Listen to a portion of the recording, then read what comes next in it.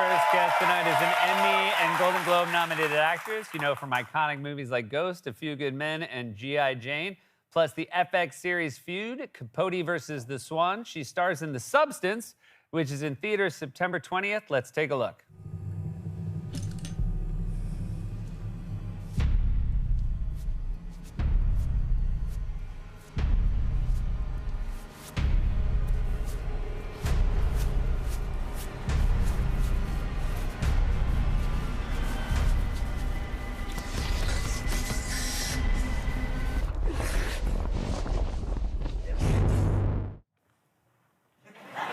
Please welcome back to the show, Demi Moore, everybody!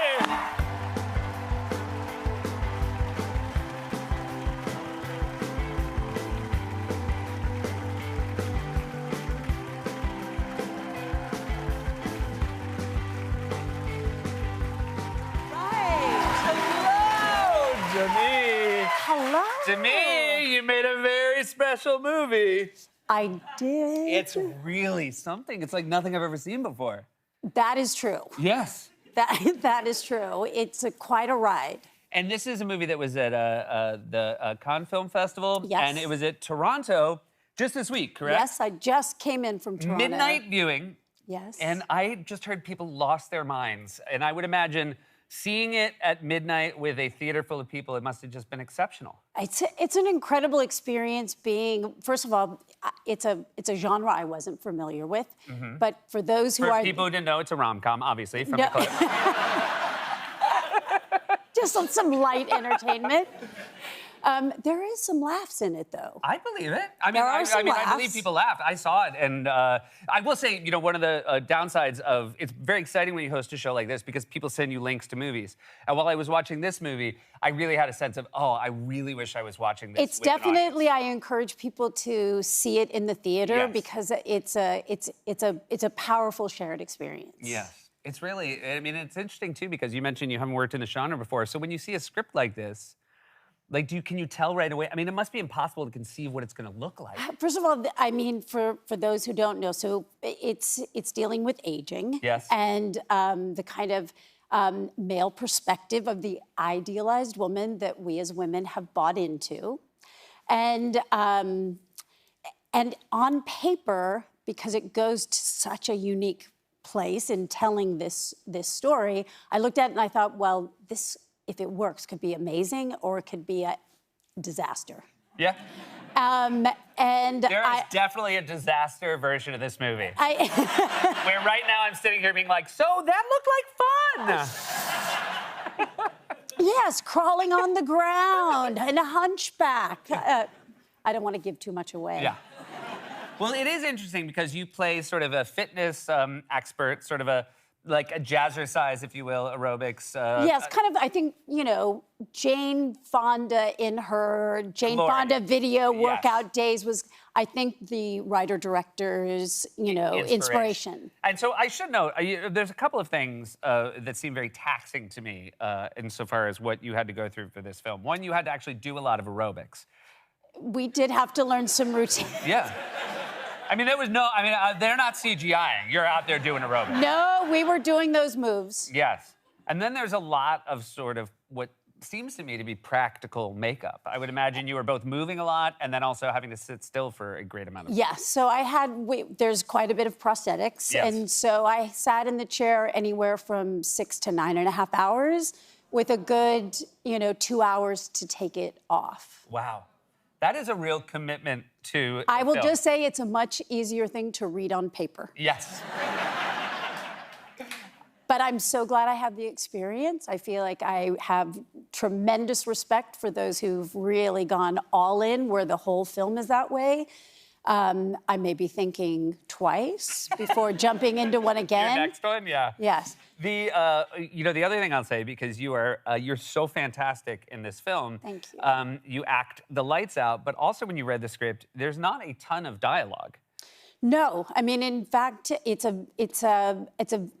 a way, it's a very intimate experience of someone really being with themselves and really, which is different. You have to really show up and have done, I think, a lot of prep work to have a full life of the person you're playing, so that the subtleties can come through just through your eyes and very, small gestures. I mean, most of my scenes were alone. And like I said, you do see the whole breadth of the character. This is, again, someone who's being replaced with their job because they're 50. There's a younger version of you, played by Margot Qualley, who's wonderful. Dennis Quaid plays a fantastic creep in this film. Yes, he does. Just a real, And I will just warn everyone, the scene with Dennis eating the shrimp, which you haven't seen, is by far the most violent scene in the whole movie. Okay. He ate, I think, 4 pounds of shrimp, tearing the heads off with sound effects. Practical shrimp. He was eating practical, yeah. By the way, it's so funny. There's so many worse things in this film than Dennis Quaid eating shrimp. I'm like, that's what you thought was scary?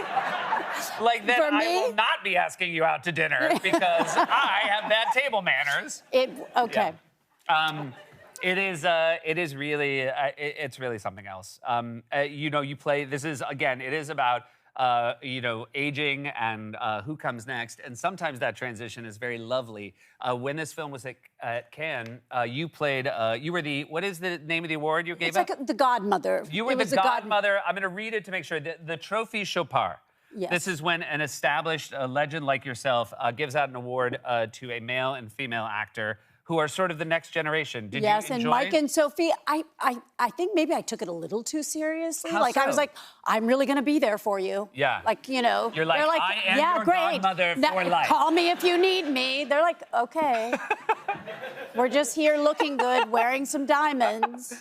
If you could go back, because you've been doing this a long time, and what advice would you give yourself as a younger actor? That's always an interesting question. Because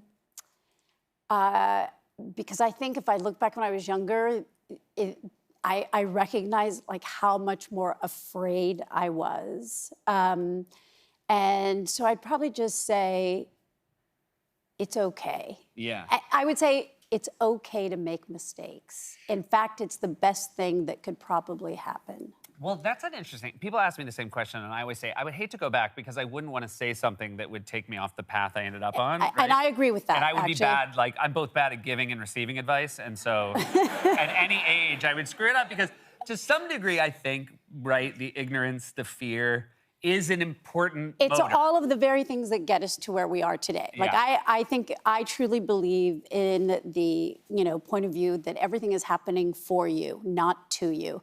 And when you look at life through that lens of perception, you can then open yourself up to what any given situation is trying to give you.